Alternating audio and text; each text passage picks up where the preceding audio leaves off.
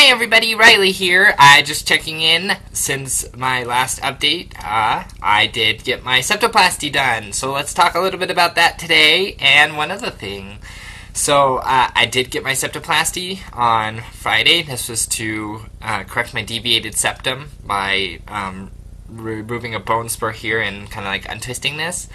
And it went really well. But it turns out it was a lot more painful than I thought it would be, and so I wasn't able to make a video sooner. It's really, really exhausting surgery, even though it's not that major. I mean, I was totally at the hospital for like 4 hours, like 5 hours, and the surgery was only like 45 minutes, and part of the big chunk of time besides waiting before the doctor got there, because he got there an hour late, was that it took me an hour and 15 minutes or so to recover from the general anesthesia. So it took me a little while to wake up there.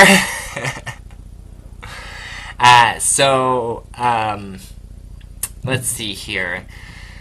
So I had my septoplasty, and they put in bone splints to keep my nose in place. As you can tell, it's still a little bit crooked, but I think it looks a lot better in general. But they put in bone splints, and they just took those out on Wednesday, so that was like 5 days total that they were in. And from Friday when I had my surgery to Wednesday when I got my bone splints removed, I wasn't allowed to blow my nose. And that was really, really tough. There's so much mucus and blood in your nose from this surgery. A lot of blood, like way more than I thought there would be for the first like 3 days. And then after that, the mucus started building up, and the doctor told me it's because your nose is trying to push out the bone splints. It doesn't think it belongs there. And so with all that extra mucus, like, it's like way worse than like even having a flu. And well, the congestion, not not the whole thing. I mean, it's kind of like flu-like, but anyway. So as soon as I get to pull up the nose splints, I gotta blow my nose, and that was probably the greatest feeling I've had ever. So far I can breathe a lot better, but I'm still really congested because it's still healing. There's a lot of scabs in my nose and stuff, and I still have to do like a 3-week follow-up too with the doctor on this. But overall things went really well. Monday was my first day of school, so Monday, Tuesday, Wednesday, when I was like really recovering before I went back to work on Thursday, those 3 days were really hard to do school. But since we got past that, I'm back on top of things already, and my classes move really, really fast because they're only 7.5 weeks long, and they're full 40-hour curriculum, and meaning I have 40 hours of homework in 2 classes every week. So it was a little bit hard, but I'm already caught back up. I've already gotten a B on my first assignment, so groovy, like whatever.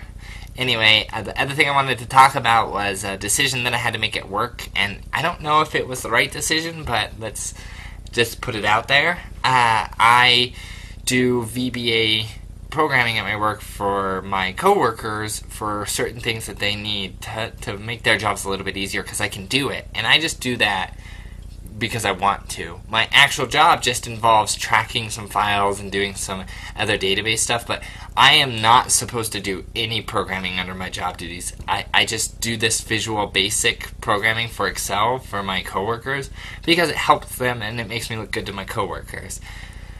Well, one of my bosses, 2 levels up from me, came to me and through talking and stuff, asked for suggestions on how to improve a process, and I suggested automating the process using Visual Basic, and he asked me if I could do it. But I would have to continue doing my 40-hour-a-week job and then set aside probably a week's worth of programming, so probably like 20 hours total of coding, in order to program this automation for him. And this would just be a one-time thing, and I wouldn't get paid extra for it, and there's no overtime involved, so I literally have to do my job plus another 20-hour-a-week job for a week to show them this automation that they actually pay people. They actually have people who are specifically on at the company to to automate things using macros and Excels and stuff. And I'm not one of those people. So I said no. I said I don't know if I have the capability of doing it, but it's not really what my job entails. I have a 40-hour-a-week job. And he was fine with that because it's not my job. It's fine. I just get to go back to doing my normal job. He thanked me for the suggestion and said he was going to pass it on to the people who do that for a living. Here's where I don't know if I made the right choice, because me and my wife were discussing. The thing is that I want to do this for a living. I want that job where they have to come to you and ask you to do coding. And this is an executive that I was, that I had the opportunity to do this work for.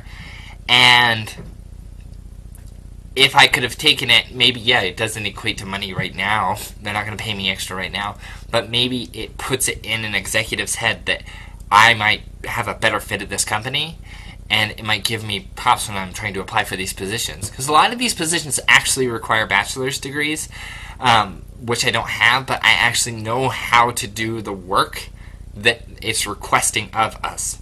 I don't have any certificates or anything in Excel programming. I learned how to do it myself before starting school even, and through school I've gained a lot of skills and stuff that I apply at my job. But I don't have any job experience, any resume or certification that shows that I do this for work. So it makes it really hard for me to apply for positions and stuff.